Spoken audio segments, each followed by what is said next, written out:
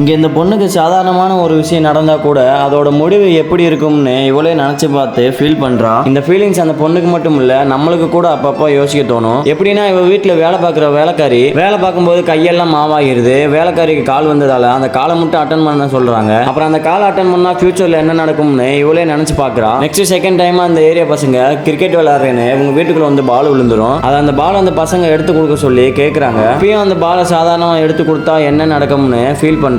இந்த அளவுக்கு இவ மனசுல ஃபீல் பண்ண வச்சதுக்கு காரணம் என்னன்னா, இவளோட கணவர் இந்த மாதிரி தான் சாதாரணமான ஒரு விஷயத்துக்காக இறந்திருப்பாரு. இவ அதவே நினைச்சு நினைச்சு ஃபீல் பண்ணிட்டு இருப்பா. ஆக்சுவலா இவளோட கணவனுக்கு என்ன நடந்திருக்கும்னா, இவங்களோட வீட்டுக்கு நம்ம ஹீரோவோட ஃப்ரெண்டு யதார்த்தமா வந்திருப்பாரு. அவர் யாருன்னா நம்ம ஹீரோனியோட முன்னாள் எக்ஸ். இந்த விஷயத்த நம்ம ஹீரோக்கு தெரியாம வச்சிருப்பாங்க. அப்புறம் இந்த வீட்டுல இவங்க ரெண்டு பேரும் சந்தோஷமா வாழாம எப்ப பாரு சண்டை போட்டுக்கிட்டே இருப்பாங்க. லாஸ்ட் அவங்க ரெண்டு பேரும் கல்யாணத்துக்கு முன்னாடி லவ் பண்ண விஷயம் இவருக்கு தெரிய ஆரம்பிச்சிடும். இந்த கோவத்துல வீட்டுல சண்டை போட்டு பைக் எடுத்துட்டு வெளியில போறாரு. அப்புறம் இதுக்கெல்லாம் காரணம் நீதான்னு தன்னோட எக்ஸ் கிட்ட சண்டை போட்டுக்கிட்டு இருப்ப இவங்க வீட்டுல இருக்கிற ஒரு பாலை தூக்கி எறிகிறாங்க. ஆனா அது மிஸ் ஆகி வெளியில போயிருது. கடைசியில யதார்த்தமா அந்த பாலை எரிஞ்சதால இந்த பால்னால அவங்க கணவர் இறந்து போயிடுறாரு. இதுக்கெல்லாம் காரணம் நம்ம தான் குற்ற உணர்ச்சியில இருக்கிறப்பதான் யோசிச்சு பாக்குறாங்க. அந்த பால் அந்த பவுலுக்கு எப்படி வந்துச்சுன்னு யோசிச்சு பாக்குறாங்க. ஆனா அதுக்கப்புறம் தான் தெரிய வருது, இவர் இந்த வீட்டுல இருக்கிறப்ப இந்த பாலை தெரியாம தட்டி விட்டுருப்பாரு. அப்புறம் இந்த பால் கூட இவர் கூடவே டிராவல் பண்ணிட்டே தான் இருப்பாரு. நெக்ஸ்ட் இவங்களுக்கும் புரிய வருது, குற்ற உணர்ச்சி இல்லாம வாழ்றாங்க.